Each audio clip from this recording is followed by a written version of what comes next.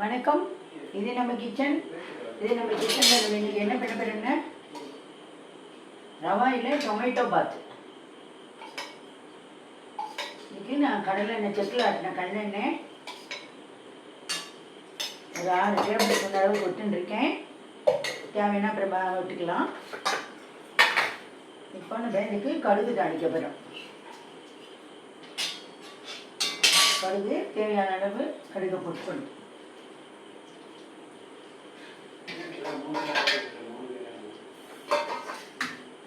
நான் இது எதுக்கு இதை கவரை போட்டு மூடி இருக்கேன்னா இதில் கேப் இருக்கிறதுனால உள்ளுக்குள்ளே எறும்பெல்லாம் போயிடும்.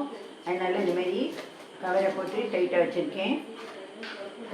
இது ரோஸ்டட் ரவை. விருப்பப்பட்ட இன்னொரு நம்ம வறுத்துக்கலாம். நான் வறுக்கலை.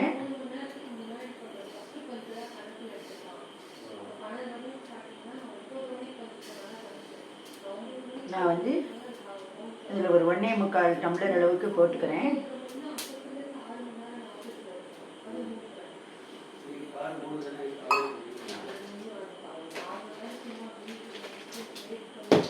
கடுகு வெடிக்கட்டும். ரவாயில் நான் பாம்பே ரவா இதுமாரி ஒயிட் ரவாயில் இதில் நிறைய டிஃப்ரெண்ட் டைப் ஆஃப் டிஷ்ஷஸ்லாம் பண்ணலாம்.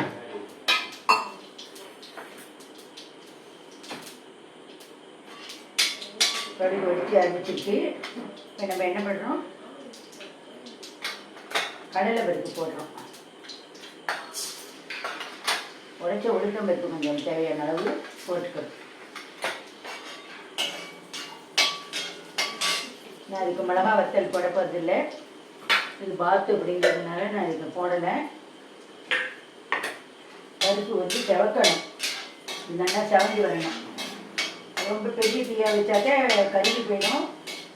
மீடியம் ஃப்ளேமில் வச்சுட்டா நல்லா உள்ள அளவுக்கு வறுபட்டு வரணும்.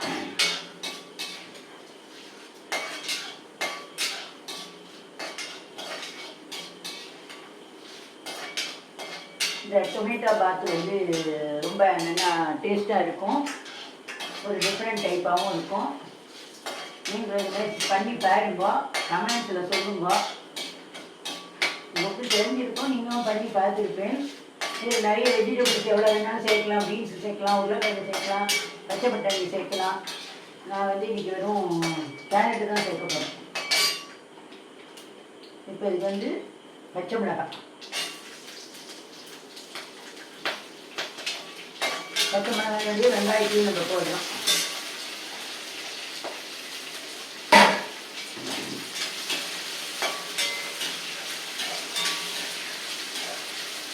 இந்த பொடியை நம்ம கருவேப்பிலையும் போட்டுவிடுறோம்.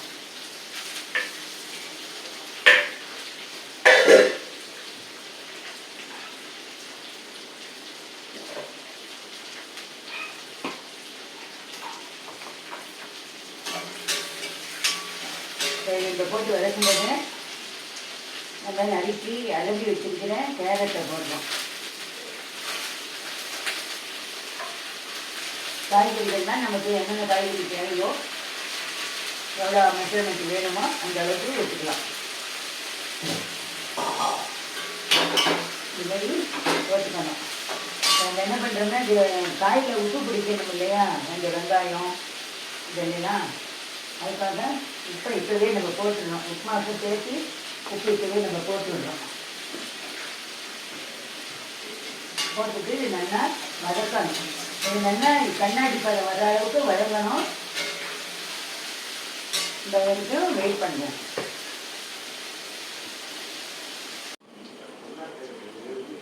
இப்போ நம்ம வெங்காயம் இதெல்லாம் கேரட்டு இதெல்லாம் நல்லா வதங்கி எடுத்து இப்போ நம்ம என்ன பண்ண போகிறோம்னா இதுக்கு ஒரு 1/2 டீஸ்பூன் அளவுக்கு மஞ்சள் பொடி போட்டுக்கிறோம். இதில் ஒரு அரை ஸ்பூன் அளவுக்கு தனி மிளகாய்த்தூள் போடுறோம். இப்போ தேவையான அளவு போட்டாச்சு. இப்போது இது வதங்கும் போதே நம்ம ஒரு அரை ஸ்பூன் அளவுக்கு நெய் விடுறோம். இதுமாதிரி நெய் விடுறதுனால என்ன ஆகும்னா அது ஈவனாக எல்லாத்துலேயும் ஒன்றா கலந்துடும். ரெண்டாவது இந்த வெங்காயம் இந்தமாரி கேரட்லாம் போட்டுக்கக்கூடிய இந்த காய்கறிகள்லாம் நெய் வாசனையோடு நல்லா இருக்கும். இப்போது தக்காளி விழுந்து போட்டுக்கிறோம். டொமேட்டோ பாத்துக்கிறதுனால நான் தக்காளியை விழுந்து அரைச்சிட்டேன். இப்போ கொஞ்சம் கொத்தமல்லியும் இதில் போட்டுக்கிறோம். இதை இப்போ நல்லா வதக்கிறோம். நம்ம இந்த மாதிரி வதக்கணும். இதுக்கு வந்து நான் 1.25 கப்பு ரவை எடுத்துட்டு இருக்கிறதுனால ஒரு கப்புக்கு 3 டம்ளர் ஜலம் வச்சுக்க போகிறேன்.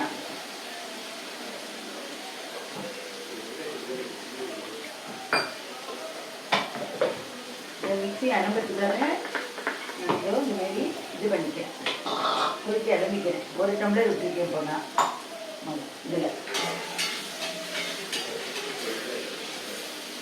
ஒரு மாதிரி சுருளை வதங்கிடுத்து. இப்போ நம்ம வந்து இதுக்கு இந்த பாத்துக்கு தேவையான டொமேட்டோ பாத்து தேவையான ஜலத்தை விளக்குறேன். இப்போ 1.25 விட்டுருக்கேன். 1.25 கப்பு ரவா எடுத்துருக்கேன். இதுக்கு வந்து நான் 5 டம்ளர் ஜலம் விட போகிறேன்.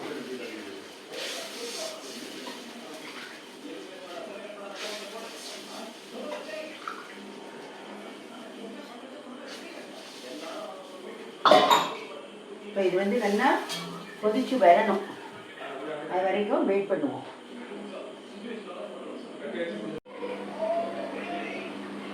இப்போ நம்ம ரவா டொமேட்டோ பாத்துக்கு வச்ச தினம் நல்லா கொதிக்கிறது.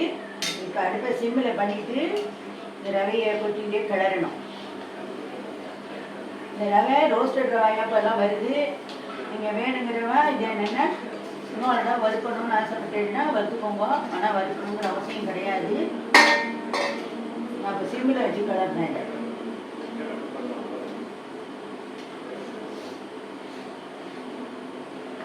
நான் இதுலேயே நெய் விட்டதுனால நெய் வந்து ஈவனாக இதில் பரவிடும். தனியாக வந்து வரணும் அப்படின்னு ஒரு இடம் பக்கம் உருகிண்டு அந்த மாதிரிலாம் கிடையாது. ஃபுல்லாகவே நெய்யில் பண்ணின மாதிரியே தான் இருக்கும். இந்த மெத்தடில் நீங்கள் பண்ணுவோம். இப்போ நான் என்ன பண்ணுறேன், கொத்தமல்லி நிறைய போட்டாச்சு. அதனால வேண்டாம், தேவைப்பட்டால் போடலாம், இல்லாட்டி நிறுத்திடலாம்.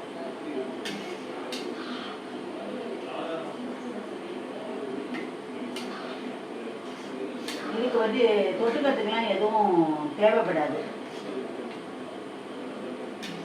இது அப்படியே கூட சாப்பிட்டுடலாம்.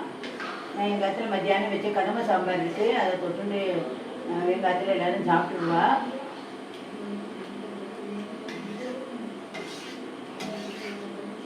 தக்காளி பேஸ்ட் வந்து நான் அரைச்சி விட்டுருக்கிறது வந்து பத்தலை அப்படின்னு சொன்னீங்கன்னா இன்னும் கூட ஒரு தக்காளி நீங்கள் அரைச்சி விட்டுக்கலாம்.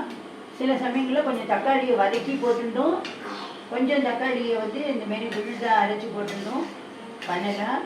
அதுவும் நல்லா இருக்கும்.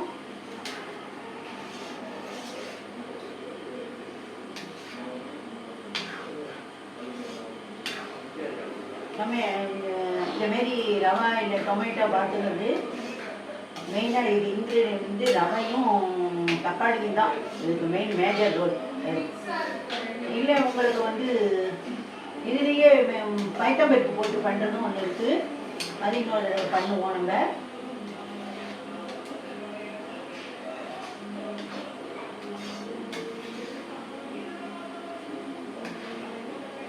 நல்லா வெந்து கொடுத்து இவன் நல்லா வெந்து வந்துடுச்சு. இப்போ இறக்குற நேரத்துக்கு ஒரு 1.5 டேபிள் ஸ்பூன் அளவுக்கு செக்கில் ஆட்டின கல்லாங்கியை விட்டு இறக்கிடுவோம்.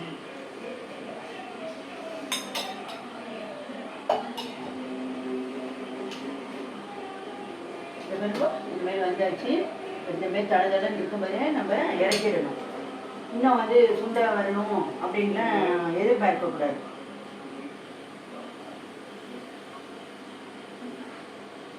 இது எல்லாத்தையும் போட்டாச்சு. இப்போ இந்தமாரி டவுடாவில் அடியில் கொஞ்சமாக திருப்பி கொத்தமல்லியை வச்சுக்கணும். என்ன பண்ணுறேன்னு பாருங்க. நம்ம இந்த கேக்லாம் பண்ணும்போது அதுக்கு அடியில் நட்ஸ் எல்லாம் போட்டுட்டு அது மேலே இந்த கேக் பேட்டர் விடுவோம் இல்லையா, அந்த மாதிரி தான் இருக்கும். நான் இப்போ இதுக்கு சர்விங் பவுலுக்கு நான் கொஞ்சம் மாற்றுறேன்.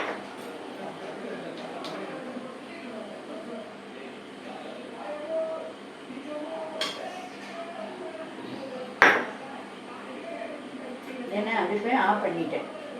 இப்போ இது மாதிரி மாற்றிருக்கேன். இது ஆரினை விட்டு இது எப்படி வருதுன்னு உங்களுக்கு காட்டுறேன். நீங்களும் இனிமேல் நம்ம இடத்துல பண்ணி பாருங்க. நன்றி, வணக்கம்.